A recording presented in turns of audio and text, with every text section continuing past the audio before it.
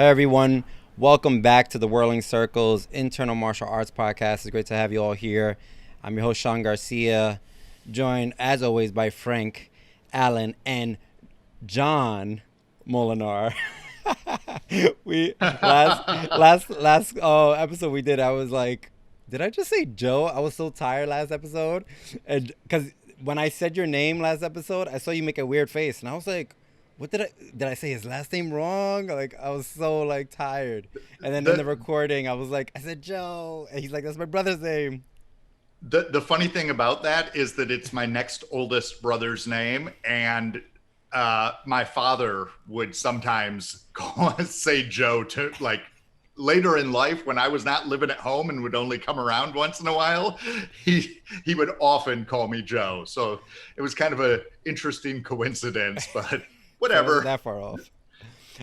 But yeah, I was so tired. So yeah, apologies. Yes, John. And John, how you feeling right now? Pretty good, pretty good. I'm just sort of in the crunch after finally getting to travel a little bit. Frank and I did a small trip over the last weekend, and now it's the catch up time at work. So little bit crazy, but everything's pretty good.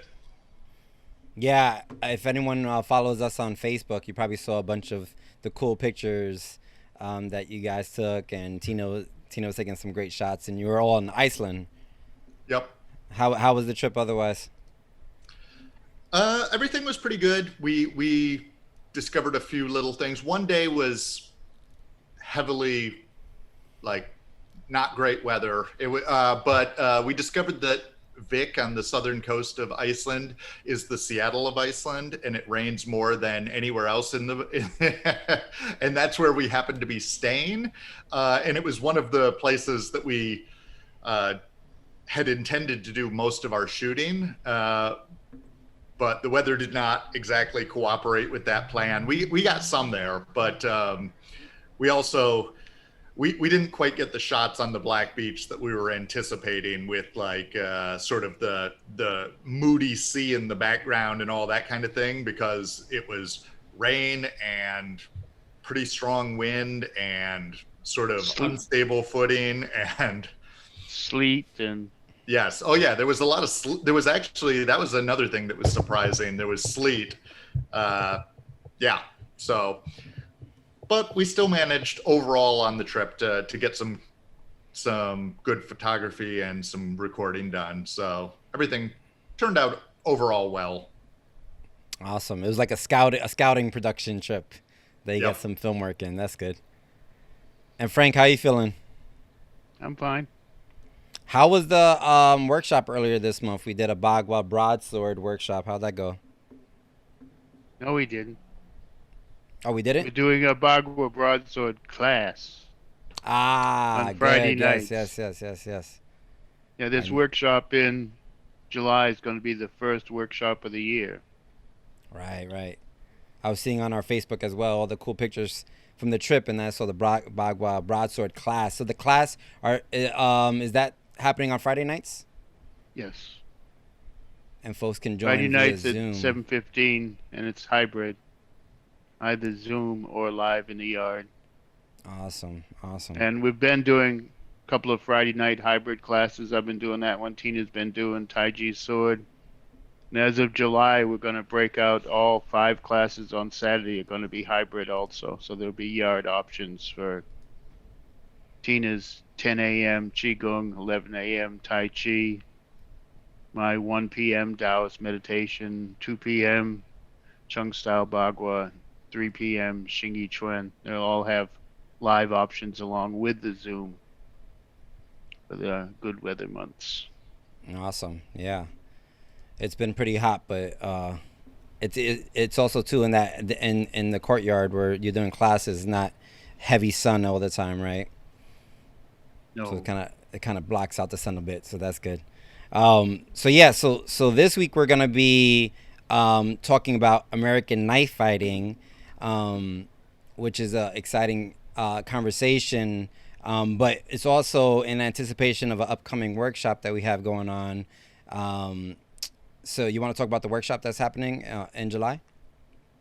Sure. July 11th, it's a Sunday from noon to 6.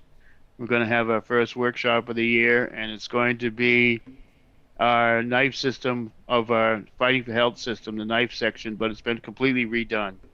Anybody that did knife with us before, this is completely different. We have redone the knife training for the Wudang PCA, and I'll be teaching it Sunday the 11th from noon till 6. Awesome, and that's on a Sunday. Yep. Awesome. And so, and all workshops, including this one, are all in person, right?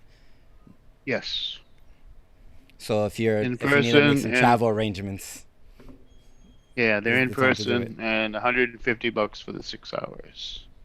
Awesome. Cool. So yeah, so today we're gonna talk specifically about American knife fighting, and so, you know, when people think of knife fighting, especially in martial arts, they're probably thinking of, you know, a lot of like the Filipino martial arts or even Indonesian, and there's not, I would say, much conversation on American knife fighting. So I'm excited to have this conversation. So Frank, how do you want to start us off with this one? Yeah, I'm sorry. So, well, you just stole my opening line, but which was I was going to say that, in the last couple of decades, American martial artists have been kind of completely enamored of Filipino knife style. But there's a good, solid American knife style that's been around, passed down mostly through the military. But then, of course, there are martial arts instructors who have been in the military and passed it on. And I like the American style for its simplicity, because really fancy moves are nice when you're playing martial arts. But if anything ever really happens, chances are you're not going to remember any fancy moves. And I really like the American style for its simplicity. Now, people have almost always had knives. Knives were our second tool weapons, the first, of course, being the stick, which we had before we were even people, and at some point we'll have to do a show on the stick. But right after the stick came the knife. People have always had knives. Americans have always had knives. In the 1700s, famous frontiersmen Davy Crockett and Daniel Boone were reputed to have killed bears with knives. Um, I'm a little skeptical of that, but perhaps some smaller bears. But, but American knife style actually begins with one Jim Bowie, Louisiana gambler, hustler, plantation owner. He was not the sweetheart guy of the 1950s television show who was always throwing his knife into trees. In fact, I would be willing to bet that he never threw his knife. It's a very rare. I've known some people that can, but throwing your knife is not really recommended in a fight, because if you don't kill the guy immediately, you just gave him the knife. At TV shows, always throwing the knife here and there. A lot of that comes up in the movies. Mm-hmm. And I've known a couple of people that were actually good enough that they may be able to pull it off, but I would say in my lifetime, 2 of them. I've met a lot of guys with a lot of knives, and 2 of them could really throw them well. Jim Bowie and his brother, as I said, they were not exactly, his brother Reason Bowie, were not exactly really nice fellows. They were, middle class plantation guys who actually started making their fortune by laundering slaves. Kind of like the criminal would launder money, they laundered slaves. Because for a lot of people don't know that for like 30, 35 years in this country, you could own slaves, you could breed slaves, you could sell slaves, but you could not bring slaves into the country. It had to all be homegrown. And the Bowie brothers discovered that they could sail across the Gulf of Mexico to Galveston, where Jean Lafitte, the famous pirate of the Battle of New Orleans, had set up his headquarters and still continued even after he was gone. And they sold slaves there. And the Bowie brothers would buy the slaves and they'd bring them back to Louisiana. And then they would turn them in as illegal slaves. Well, what the government would do is what they would auction them off, much in the manner that the current government would auction off drug dealers, boats and cars and houses and whatnot. In other words, really cheap. And the Bowie brothers would buy them again. And they both sales were so cheap that they could then turn them over as legal slaves and mark them up enough to make a pretty good profit, even though they had bought them twice. And that's how they initially started making a lot of money. Now, like I said, they were also gamblers, and like anybody else that's a gambler and a hustler, they had their enemies. And one of Jim's major enemies was this guy who was actually a hustler, a gambler, and a judge. And at one point, though, Jim was walking down the street, and the guy saw him and just pulled out a pistol and shot Jim. And legend has it that the pistol ball hit a silver dollar in his pocket and deflected it. And Jim pulled out his pistol, and sure enough, it misfired.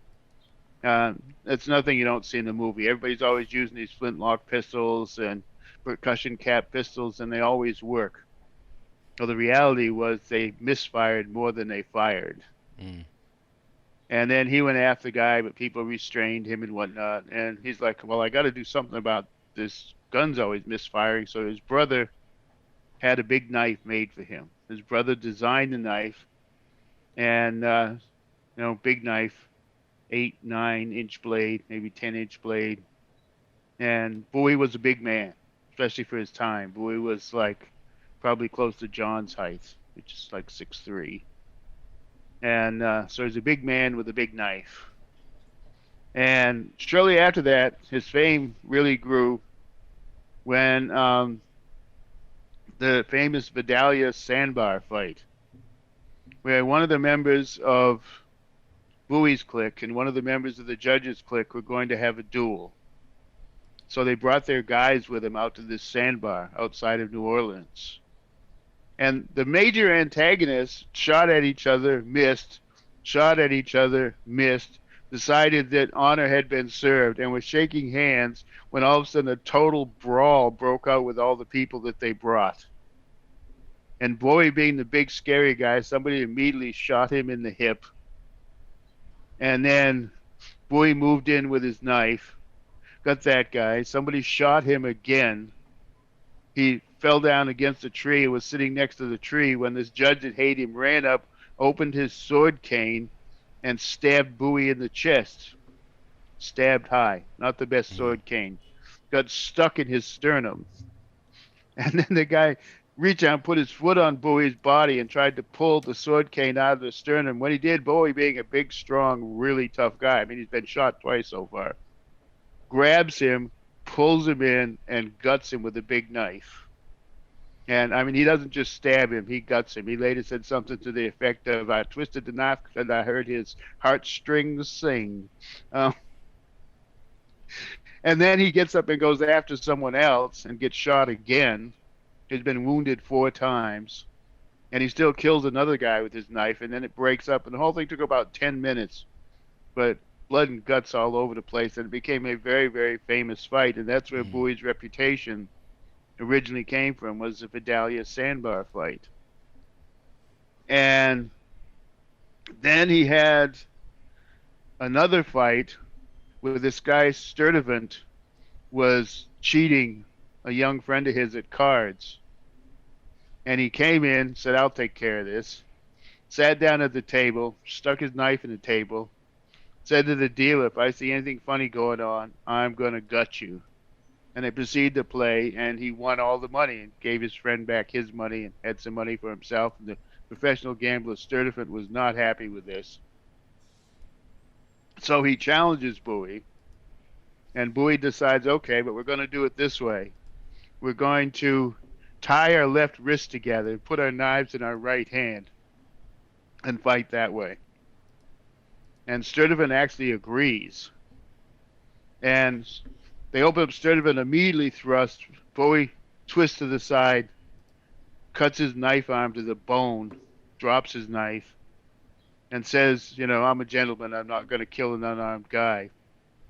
Cuts him loose and lets him go. Well, Sturdivant was not a gentleman. So Sturdivant immediately hired 3 guys to try and assassinate Bowie. Mm.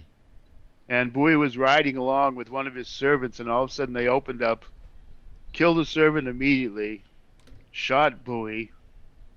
One of them ran up, tried to unhorse Bowie. Bowie killed him instantly, jumped off his horse, closed with another guy, pulled his weapon, killed him. The other guy started to run. Bowie chased him, split his skull open, and killed him. And so much for the three of those guys. Now, meanwhile, they had come up with, the Bowie brothers had worked their slave laundering to death, so they came up with a new idea. At that point, Louisiana had changed hands quickly. It had belonged to the Spanish for a long time. Then the French bought it from the Spanish for something like a little less than 10 years. Then the Americans bought the Louisiana Purchase, including Louisiana and all the way up to Canada. It was a huge amount of land in Louisiana Purchase, and suddenly it was American. But that left who owned what a little iffy.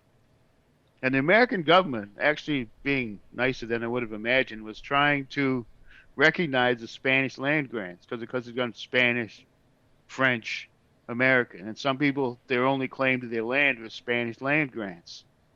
So you could take your Spanish land grants and bring them or send them into Washington, and they would check out the credentials. And if they came okay, they'd give you an American deed for your land. So the Bowie brothers started forging Spanish land grants and sending a ton of forged Spanish land grants to D.C. And they didn't hear from them, and they didn't hear from them, and they didn't hear from them. And then finally, Jim went to D.C. to try and find out what was going on.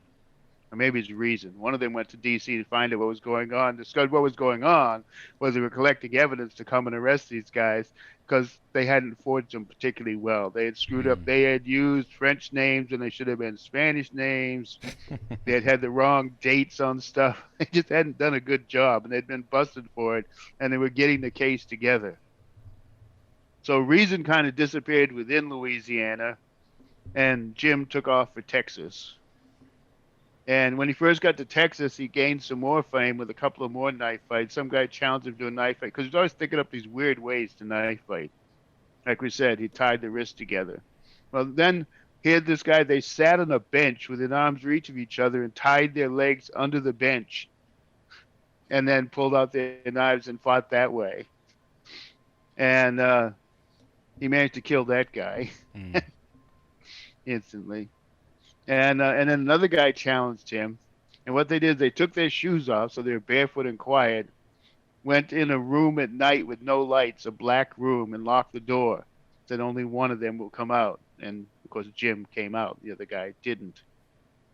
So he was continuing his knife fighting thing. But he also joined the Texas Army when Texas just tried to secede from Mexico. And they had a couple of fairly heroic battles that he was involved in, which he was a commander and actually led the Texans to winning. And then he went to the Alamo, where quite famously he died. And legend has it that he was sick. He actually was probably shot in his bed, but who knows exactly. He was a commander at the Alamo, and then he got too sick, and this guy Travers had to take over. And, of course, Davy Crockett was there also. And when the Mexicans came in and killed everybody. And nothing will make you a hero like getting killed in a heroic manner when you're still relatively young. So almost nobody ever mentions the slave laundering or the Spanish land grants these days. He was just this famous knife fighter and gambler and plantation owner who died heroically at the Alamo. But so once he got famous like that, people wanted to learn Bowie-style knife fighting. There's no such thing. I mean, he's a big guy with a big knife. There was no such thing as Bowie-style knife fighting. And they were the equivalent of martial arts schools, were the salles d'armes, which could be any big city would have one, but mostly proliferated along the Mississippi from New Orleans up to St. Louis. And people kept walking into these salles d'armes and wanting to learn Bowie-style knife fighting. And there was no such thing. Well, that kind of thing has rarely slowed down an entrepreneuring martial arts instructor. So they're like, Mm. sure, we'll teach you Bowie style knife fighting. And they brought them in and they created Bowie style knife fighting based on what they taught. Fencing. Hence what Mm. Bowie style knife fighting was a fencing style of knife fighting. And that's how this whole Bowie fencing thing, where he was just a big guy. And but they had this whole fencing style that was named Bowie style knife fighting because they were the guys who were teaching it were actually fencing instructors. And that's where the first organized style of American knife fighting came from, was Bowie style knife fighting, named for Jim Bowie, but created by these fencing instructors. And some of them taught fencing and boxing and this and that, but that's what they knew. So that's what they did with this knife thing. And at that point, the idea of carrying a big knife because your pistol probably wasn't going to work um, became popular. And they say almost everybody between the mid 1830s to the mid 1860s, everybody across the South and the West, and even some Northerners, carried a big knife. And originally, if you all big knives are called Bowie knives. Then they started to differentiate. If it had a single blade, it was called a Bowie knife. If it had a double blade pointed, like you're asking about daggers, it was called an Arkansas toothpick. So That's single where the blade, you mean dagger like a thing. single edge kind of thing? Yeah, Oh, single okay. edge was called a Bowie knife, and a double edge, especially that came down to a point, was called an Arkansas toothpick. Mm. And then the English knife makers heard that this Bowie style was getting really popular in the United States. So they started making Bowie knives. And that's where what we know as a Bowie knife Mm. with the single edge and the third back false edge came about, was when the English started making them. They created that style, which ever since has been known as a Bowie blade. For our YouTube people, Bowie blade. Nice. Single edge, third back false edge. So taught by fencers And and made by the English. I don't. It's there's a yeah, lot of different things there. and it was famous for, having this kind of guard that went one way and then the other way. And also, I don't know if you can see it, it's got this like brass piece across the top, Mm. which I don't know how well it worked, but theoretically the idea was when the guy cut at you, you would catch his blade in the soft brass Mm. and then twist it and come back with your edge. So that was Very the cool. classic English Bowie knife. And a lot of these knives were actually carried in Congress, because at that point in the United States, the big political split, which would make today's split look puny in comparison, was between the Southern Democrats and the Northern Whigs. Most of the West went, and the West kind of split between the two of them. And interestingly enough, though, the Southern Democrats were the conservatives, and the Whigs were the progressives. But they used to, they said particularly the House of Representatives was a horrible place to be. It had little to no windows. Everybody chewed tobacco. They had spittoons, but they mostly missed, so the floor was covered in Ugh. tobacco juice. Most everybody smoked. A lot of heavy cigar smoking in this basically airless place anyway. And they weren't supposed to drink while they were in session, but most of them did anyway. And it led to, there was almost always screaming and yelling going on in this smoke-filled, filthy room, and often led to fistfights, heavy-duty fistfights, to the point where the House of Representatives, where they met, was often called a field of blood. And the Southerners still had their dueling culture. So the Southern Democrats started challenging the Northern Whigs, who hadn't done anything like that in decades. The Northerners were like, "What? Are you out of your mind?" And the Southerners got away with almost 20 years of passing bills that they wanted to pass by intimidating the Northern Whigs. And there were certain incidents that came up. I mean, there was one where an older Northern Whig wouldn't give in to these Southern people, and this young Southerner walks over.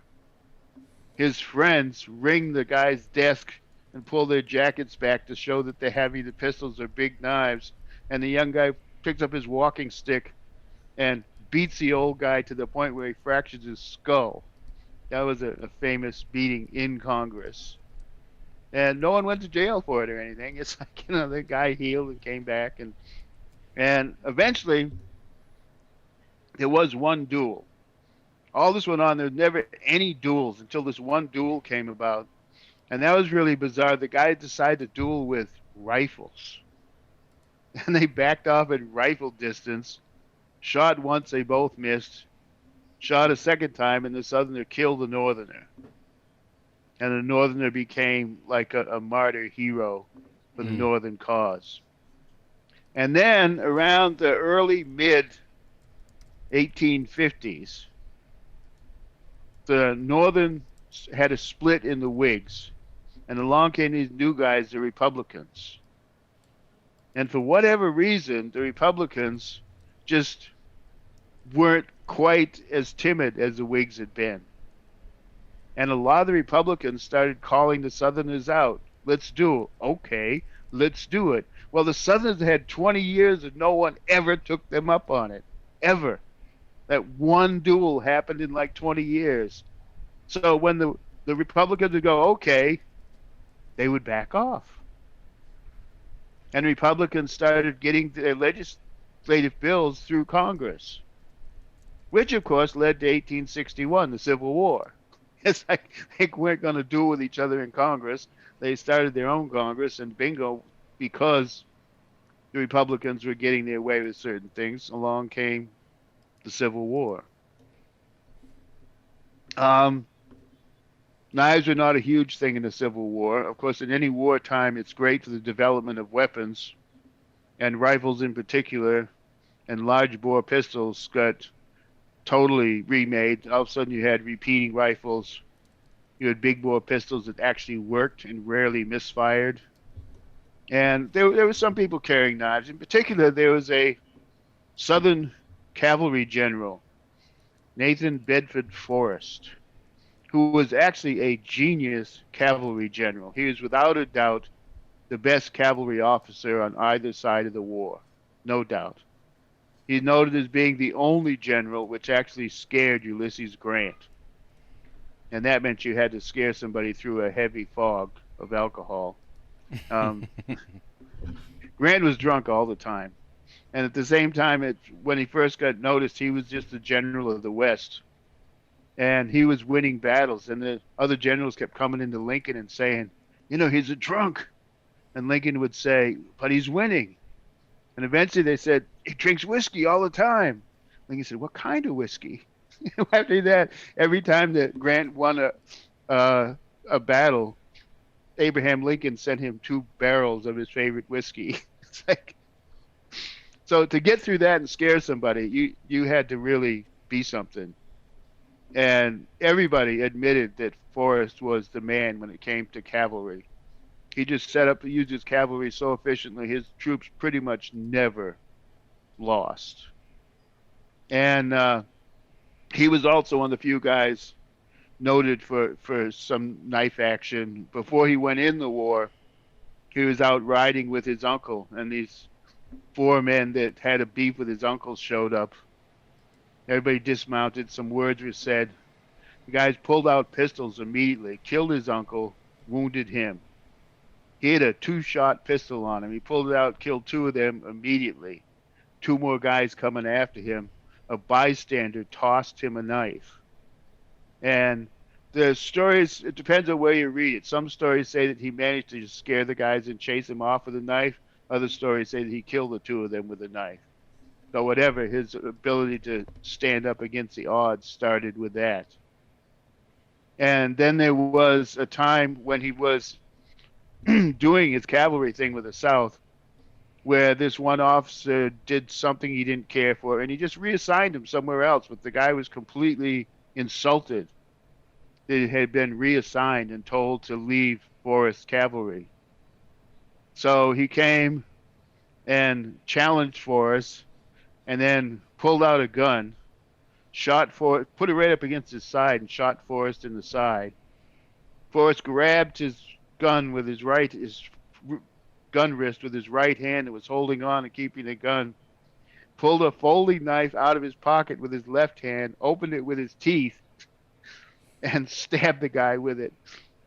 And the guy dropped the pistol and ran off. And then Forrest went looking for him.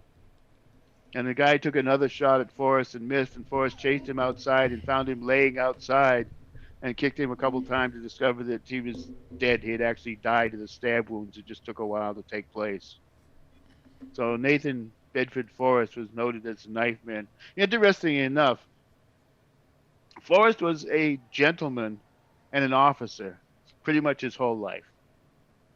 After the Civil War, when the Ku Klux Klan started, when the Ku Klux Klan was a bunch of guys that knew each other. There was a small group of guys that knew each other. As far as they knew, they were trying to stand up for their way of life. I mean, this whole thing of putting today's morality on people of the past just doesn't work anyway. And he became the Ku Klux Klan's first Grand Wizard. And a couple of years later, when it became big and started doing all the stuff that it was famous for, he was like, wait a minute, this isn't right. We're not doing it right. We're not supposed to do this. I'm quitting. I'm suggesting that we break up this group. You should all go burn your white outfits and give this up. This isn't the way it goes. And then later in life, when he got old, he actually became sort of an integrationist. He got famous and hated in the South for giving a speech on the equality of actions of races towards each other, and had a young black girl come up and give him a bouquet of flowers, and he kissed her on the cheek, and that was it for the Southerners. They all, he's gone, but they pass it off as the old man's gotten wacky in his old age. It's not really his fault. He just went crazy. But of course, in today's PC culture, Nathan Bedford Forrest has been completely canceled because he was the first Grand Wizard of the KKK. Everything else, forget about that. So they've torn down his statues. They've changed all of the streets that were named after him, little towns named after him. Everything has been completely canceled. And I get a kick out of these two knife guys I've been talking about. Bowie was an actual thief and did all these completely illegal stuff, but he managed to die a hero's death, and he's still a hero. Forrest was a gentleman of his time, but because he joined a group that went wacky and was rightly so vilified after he left it, he gets completely canceled. So, history just isn't what it was. You just never know exactly what's coming on with the history thing. Better pistols led to the knife thing dying down after the Civil War. And great interest in knives didn't pick up again actually until the First World War, when trench knives became noted. Actually, the actual trench knife with the brass knuckle thing, very few of them got out because they didn't design them till about a year before the war ended. Very few of those. But knife fighting happened in the trenches. You get really tight in a trench, it's hard to use a rifle. It's hard to use a bayonet. So knife fighting came back, and people got interested in knife fighting again in the military because of the trench warfare. So after the First World War, between the two world wars, various people started working on developing American knife fighting for the military. One of the most famous of them was a Colonel A.J. Drexelbiddle, who was a Marine colonel, and he was a longtime fencer. So he took the idea of the Bowie style of knife fighting and worked it even more because he was a very good fencer himself and developed the fencing style of knife fighting. Noted for lead hand, forward, rear hand, keeping it back out of the way, long lunges and quick riposte, Mm-hmm. and was a fencing moves like Pasada Soto and Enquatra. And it was based on fencing even tighter than the original Bowie style. And he taught that to, he worked with some Marines and taught them that in between the wars. At the same time, there was an Englishman. We're not going to go in too much here because I'm hoping at some point we'll do a whole personality thing on W.E. Fairbairn, Major W.E. Fairbairn. But he, as a very youngster, went from England to Shanghai and joined the Shanghai Municipal Police and worked his way up to being in charge of the riot squad, which was the original idea of SWAT teams, came from his Shanghai Police riot squad. And he was an overall martial artist. He'd studied Western martial arts. He studied a lot of Japanese martial arts. He studied Chinese martial arts, put them together in his own martial arts style, including a knife system. And the knife system was different from the fencing system. It used more footwork, more angles, shorter movements. It came up with that famous style of your hand in front and your knife back. That was his stance that he originated. And part of it was he didn't just teach the police, he also taught private lessons to military guys that wanted it. And in Shanghai, most of his private students were not English soldiers, they were American Marines. And then when he got older, he and his partner, Bill Sykes, um, went back to England, volunteered for the military. We're told they were too old. And then Churchill was founding his Ministry of Ungentlemanly Warfare, Mm-hmm. which was kind of the first commando type stuff developed eventually in the British Commandos. And he immediately recognized these guys and set them up with a farmhouse up in northern Scotland where they taught close quarters combat and conditioning to the guys that were going to be in his Ministry of Ungentlemanly Warfare. And they also developed the Bill Sykes and Sykes Fairbairn commando knife, which has certain weaknesses, but it worked particularly well for century removal. There are ways to do that. The major way that they taught was if you could get a sentry with his helmet on and a chin strap, you pulled his head back, and this is narrow enough to go right down through the eye and into the brain. No sound at all, and he's done. And this gentlemanly, but it's really wicked stuff.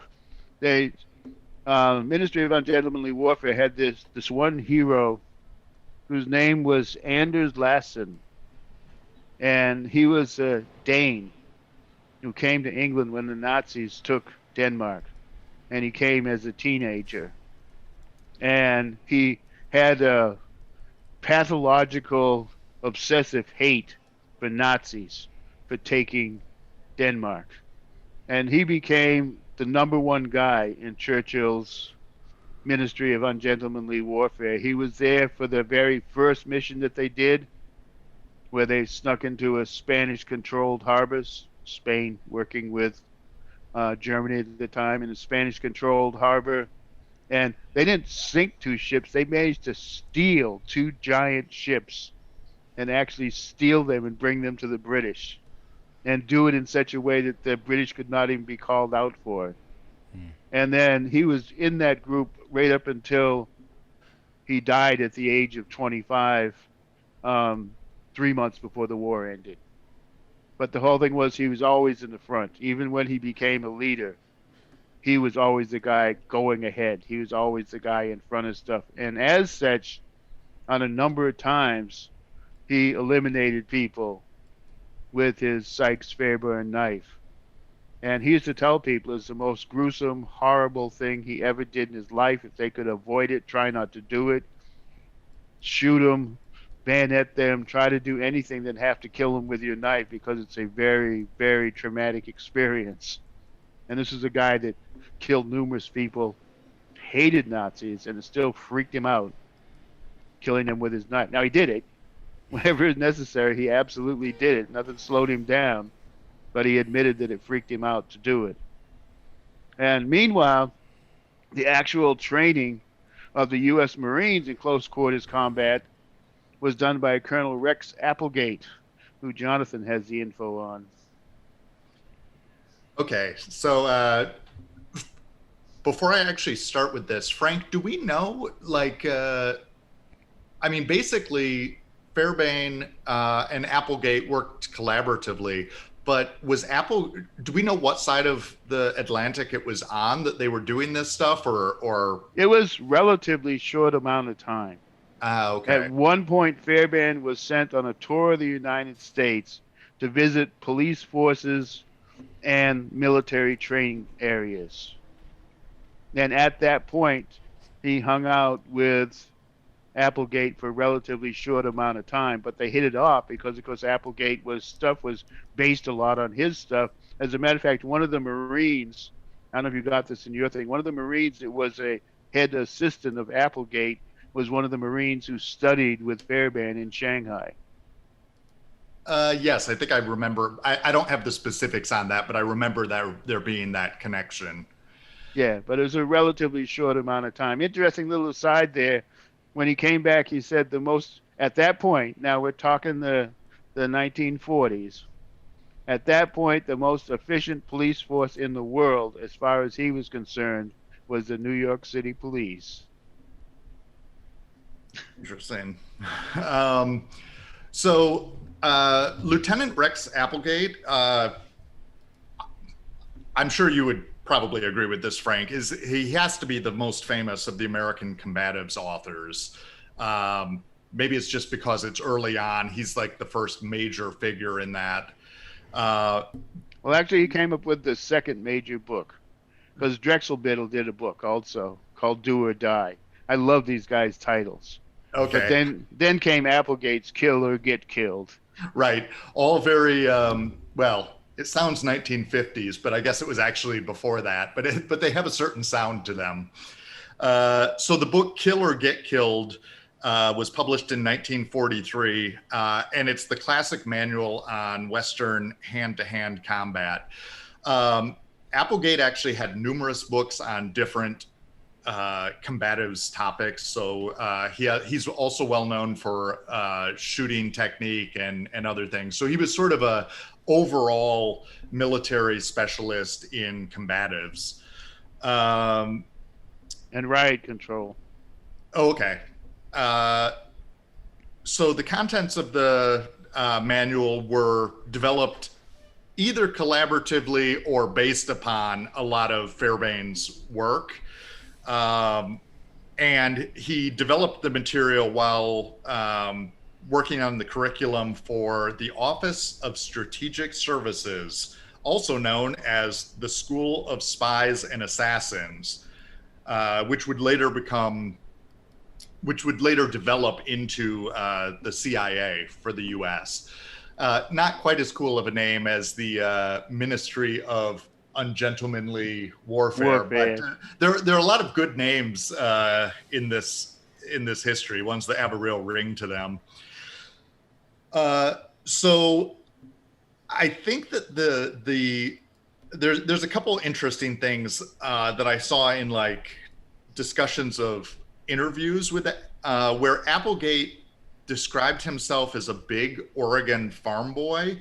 And when he worked with Fairbairn was apparently a much smaller guy and was known as being very, very agile. And so the martial arts that he developed or that he refined for the police in Shanghai, he actually had a lot more Asian style martial arts influence in his work, in Fairbairn's work, which relied a lot on agility and all of that type of I guess more heavy training, skill based training. And Applegate, Yeah, speed, agility, and finesse. right? Applegate basically was like, I'm too big and too, I don't think the word clumsy was used, but you get the impression that he did not consider himself in the same league as Fairbairn in terms of that type of finesse fighting. So he actually asked Fairbairn to work on stuff that was simpler and more strength based. So, and also because he's working on creating this manual that would be for soldiers, which is short amounts of training. This is an important concept in all of these military guys, like what they themselves were capable of and what they could teach to soldiers in shorter military training. There's a gap. So in Kill or Get Killed, it's a pretty basic fighting manual. And it does not work as, it's not as heavily based on the skill and finesse. Fairbairn also apparently was known for a lot of throws that were used, whether those were coming out of judo or out of Chinese martial arts, and Applegate did not do much with that. So his stuff was much more striking and knife fighting based. We're going to discuss, I think, at some point some of the specifics of style between things like the Bowie and this. But I think that Applegate is also somewhat interesting because he's known for having developed a refinement of the Fairbairn, that dagger that you showed earlier. What was that one called again, Frank? It was it's Fairbairn had a partner in both Fairbairn Shanghai Sykes. and it was Bill Sykes. Right. And it's the Fairbairn Sykes commando knife. Right. So that knife, for those who can't see it, is quite a slim. It's almost, you could almost describe it as a stiletto, although it has edges. It's a very long, pointy, double-edged knife. And the handle is actually round. It's thin and... The handle's based on a fencing sword handle. Right. Particularly like a foil handle. And the blade is absolutely stiletto blade. So what Applegate did in refining his AF combat knife, which I assume AF refers to Applegate Fairbairn, was it's another double-edged blade, but it was a thicker blade, so stronger, like wider, and also I think a bit thicker. And the handle was changed so that it was more like an oval type of shape and profile, which more ergonomic and easy to handle, easy to hang on to in difficult circumstances. And also the main thing was this was great for this Sykes Fairbairn knife was great for century elimination, but for anything else, this really small point could break off easily. Right. And also this connection here went down to a very thin tang. So it could conceivably also break where the blade met the handle. One of the other things that I read that I thought was interesting, because I mean, both Frank and I quite like knives. So we actually, although Frank has a much greater collection than I, this is something that I did not consider until I read this. But one of the important differences in the handle for the AF combat knife was that you could tell, because it was like a more oval shape in the hand, you could tell what the orientation of the edge was, or the two edges. Whereas the original dagger was, you wouldn't necessarily know, like if you were slashing, you wouldn't necessarily know in the dark or in your hand, you wouldn't be able to feel where the edge of the blade was. So the refinement, you could actually tell, okay, the blade is pointing this direction. You would always know that, which is pretty significant, I think. Now, the unfortunate part of the AF combat knife was they designed it too late. Right. And it was never made for the military. Never. They designed this wonderful knife, never made for the military. The design floated around till the 1970s. Gerber bought the design. and started to produce them as commercial knives. And then for some reason, 7 or 8 years ago, they sold the rights to the fixed blade. Gerber made themselves a folding version also. And they kept the rights to the folding version, which they had invented, but they sold the rights to the original AF fighting knife to Boker. And Boker was an amazing German company. And for those of you on YouTube, there you have the AF fighting knife. As you can see, it's a much sturdier knife than the Fairbairn Sykes Commando knife. And actually, I just before we started this recording, I went to Knife Center, and Boker has released a whole series of beautiful versions of this knife, like different handle materials. Some of them are micarta. There's one with a wooden handle. Like, you can get a lot of different variety of this knife. And they're also, I don't know if it's based on the steel that they're using, but they're substantially more expensive than the Gerber versions of the knife, where like a lot of them are pushing $400 for the newer Boker versions. Well, that's on the discount. I'm looking. They're right? pushing 500 before discount. Right. So they're, I mean, Boker's a great company, so I think it's cool that they're making these knives, and it's cool that there's all the different variations of it that are available. But yeah, they're expensive knives. Frank, I think because we're going to be running short on time, do you want me to say something about Steyrs and then maybe discuss a little bit about technique? Because I feel like... Well, I got a little bit more history to do. Lead into Steyrs, there wasn't too much knife action in Korea, but after the Korean War, there was a sergeant who had been in hand-to-hand combat, who had studied the Drexel-Biddle fencing style, and he really liked it. So what he did was he worked on refining the Drexel-Biddle fencing style the same way that Applegate had worked on Americanizing the Fairbairn style. And he was Sergeant John Steyrs, who wrote the book Cold Steel. You got any more on him? Okay, so Steyrs was a sergeant in the Marines during the Korean War. The book that he is famous for is Cold Steel, which, not to be confused with the Knife Company, which is probably took their name from this book, I would imagine. But that was published in 1952, and there's not a lot of biographical information about Steyrs, but I did come across some stuff that again stressed the idea that he was a very, very highly skilled knife fighter, and that the information that was presented in Cold Steel was again like this very basic, simplified version, because it was again meant to be like a training manual for the guys who are, you know, most soldiers, the amount of time you're going to spend on a topic like knife fighting, they're probably not going to get a lot of time. So the information is quite basic. I mean, most soldier,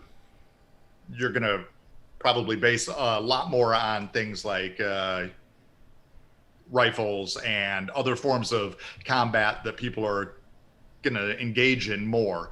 So this is another classic of the military knife. The style that I read, the most significant thing that I thought was interesting was that he really worked on, and again, as you said, it probably comes off of the fencing, but it reminded me very much of a boxer's jab, where he would do like sort of not non-committal, but snappy forward thrust cuts, where the knife would thrust out, and at the very end, he would snap the wrist so that you would get the cut from the snap. That's a fencing technique. Okay, so yeah, I don't know much of anything about Western fencing, but that is the single most significant thing that I read about it, is that this technique really was very effective for, you know, basically being able to keep people at bay, being a very fast thrust, and also getting a very good cut with that. So yeah, that's the primary information I have on Stiers. There's just not a lot biographically about him. But Frank, could you say anything? I think it's interesting that the Bowie knife, especially for the people that are not able to see what we showed, that's like, those knives are typically more than a foot blade length, right? I mean, I know there's a lot of variation. They have Bowie knives made of all kinds of blade length now. Okay. Standardly, 6-inch to like 15-inch. Okay. But I've seen even smaller ones and slightly larger ones. Time. I'd like to move on here a little bit for the time. So then we come to the Vietnam War, and there wasn't that much knife work done, but carrying knives got very, very popular. Most of the guys in the field carried knives, and many of them carried their own personal knives from home.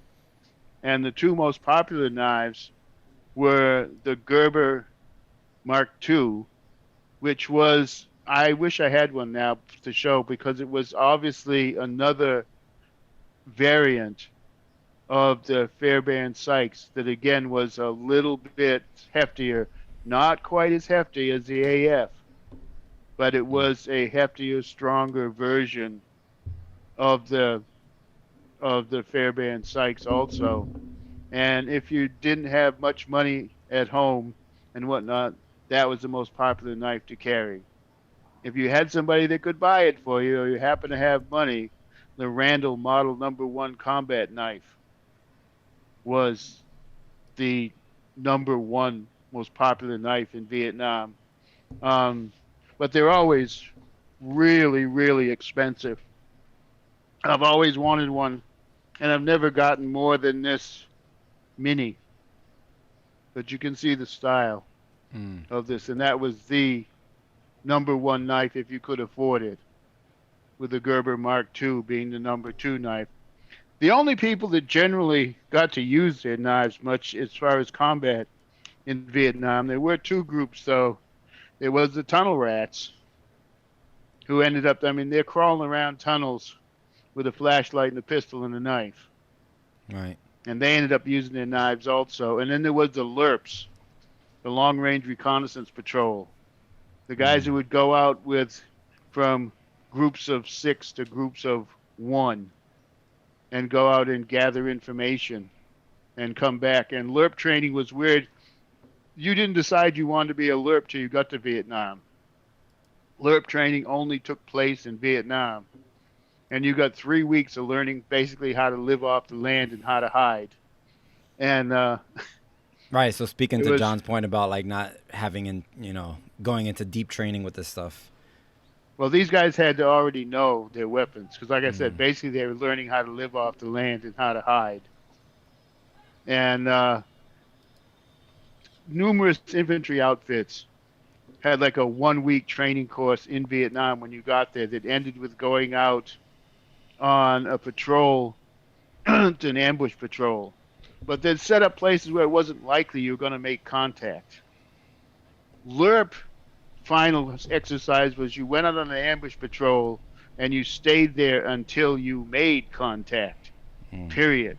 So to graduate, you had to pull off an ambush. So it would have been the LRPs and the tunnel rats who actually used the knives, although a lot of people carried them and had them in Vietnam. And then after Vietnam, when they came back, people started getting together, and a lot of the impetus came from the famous Soldier of Fortune magazine. I remember we heard rumors of it before it came out. There's actually going to be a mercenary magazine put out and run by mercenaries. Can you believe it? And it was. Colonel Robert Brown, who was the editor, was a mercenary. And they had people doing knife columns. In particular, David Steele did a knife column, and Mike Akanis, a former Ranger, who ended up being a private security guy who got himself killed, I think it was in Bolivia. Stupidly. They're taking a helicopter across a lake, and somebody playing with a grenade pulled a pin by mistake and dropped it and blew up the helicopter. But anyway, those two guys did working on with some of the guys that were working on, along with William Cassidy and John Sanchez. And what they were doing was they were working on melding the fencing style and the Shanghai style to make it into one American style. At the same time, it all had, yeah, even Fairbands, it all had the idea of being able to learn it quickly and keeping it simple. And as I've said, that's one of the things that I really, really like about the American style of knife fighting is it's simple enough that you might actually be able to remember it under the pressure of actually having to use your knife. And then probably the last really great guy in the line of writing this stuff was Bob Casper, who was a knife designer. He designed his Scorpion knife, which I'd love to get my hands on one, but seems virtually impossible. He modified the Fairband stance from the arm across the body to the arm up and turn your side. Really, really nice modification. He was, from my experience, the last of the great modifiers of putting together the fencing style and the Shanghai style and adding a Mm. few modern innovations. And what I'd like to close with is number one, it's getting interesting again because knife violence in the big cities in the last couple of years or 5 years has made a huge resurgence, particularly in New York City and London. New York City and London have had like a scourge of knife violence. So it's good to have an idea as to what's going on with the knife. And I will end this, though, with the same way that Anders Lassen said that it was really upsetting to have to use his knife. If you can avoid it, the last thing in the world you want to engage in is a knife on knife competition. It's nice to take your practice knives and put some chalk on them and do it as a sport. Great sport. But if at all possible, you never want to get in a knife on knife real fight because way, way, way too often the loser dies on the spot, the winner dies in the ambulance. Mm-hmm. Awesome, great way to finish it out there, Frank. And so for those who are intrigued to learn more about this stuff and actually start gaining some knife fighting skills, like you're saying, for the workshop that we're hosting next month, can you talk about some of the stuff that's going to be going over? Well, we've got, like I said, a new program, a new 13 basic technique program, a couple of different styles of footwork that we'll be using, um, different ideologies as to how to avoid a knife fight, how to set it up if you have to do something. Um, it's a totally different program than what we used to do. We used to have our 10-point knife program. Now we have our 13 technique with different strategies and footworks. Awesome. John, you were going to add something? Yeah, I was just going to ask, Frank, will you also, I would assume that you'll sort of wrap that workshop up with at least a little bit of people attempting to use the techniques in sparring like we've done in the past. Is that right? Or Yes. okay. Which truly, once you start with the sparring, it is driven home just how difficult it is to actually strike without getting struck. So Pretty much impossible. It's a high level of skill differentiation, of skill difference is needed, basically, because if the two people are of a similar skill, they're probably both getting cut on each of those, sort of closing the gap. And so it's an interesting, it really makes you very conscious of just how dangerous a knife fight is. It's not like the movies. It's certainly not like the Jim Bowie movie. No. And part of this new system is working on ways to get cut less. But as Eugene Robinson says in his knife fighting thing, you have to approach it with, I will bleed a little today to keep from bleeding a lot.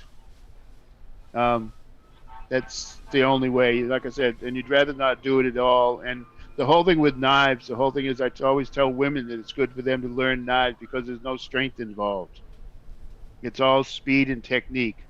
But I also say if you want to learn how hard it is to survive, Um, Take your closest friendly athletic 10 or 11-year-old, teach them the basic techniques and spar with them. 9 times out of 10, they'll slice the hell out of you because they're youthful speed. Mm. So I'm not gonna be like Tommy Lee Jones and Benicio del Toro in The Hunted. What Well, movie was that, Shawn? That's a The that's Hunted. called the Hunted, and it's Filipino knife style, and they both do it very, very well. And if two guys, the whole thing is they're supposed to be trained experts. And if you Yeah. got two people that are that trained expert who have actually done it in combat previously, it could conceivably work out. But they've got nothing to do with average people. Yep. And while we're on the subject, there are only two movies I've seen that have decent knife fighting, and for the Filipino style, it's absolutely The Hunted with Tommy Lee Jones and Benicio del Toro.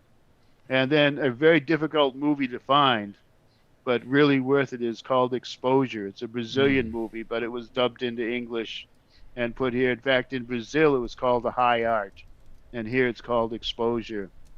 But the lead character goes and studies with a knife expert to try and get revenge for something that's happened to him and his girlfriend. And both the training scenes and the picking the knife when he buys it scene, probably the two best knife scenes ever filmed in a commercial movie. Mm. Yeah, Exposure with they Peter only have the VHS on Amazon. Yeah, with See Peter it. Coyote. yeah. All right, Yeah, cool. that's Go ahead. it's a good one. Just Yeah. if you can find it, Shawn, definitely find it. But yeah, VHS not so good, not so easy. Cool. All right. So yeah. So make sure to check us out on July 11th if you are in New York City, or if you can get to New York City and participate in the workshop. Is there a deadline for registration? Is it capped at a certain number? I'm sure it is. Well, I haven't decided yet what the cap number is, but the yard doesn't hold too many. And if people are coming that aren't regular students, they should let me know at least a week in advance. I can Okay. make sure I have space for them. Cool. And we'll have, as always, we'll have Tina's email in the show notes, so you can shoot Tina an email if you're interested in joining the workshop, and give Frank that heads up. All right, cool. So we'll end it there. And then, of course, for all of our listeners and viewers, make sure you're doing the thing. You're following us on the podcast app that you're using. You're liking our videos and sharing it on social media and all that good stuff. And we'll keep bringing you this awesome content. Have a great week, Frank and John. All right, Take care. thanks, guys.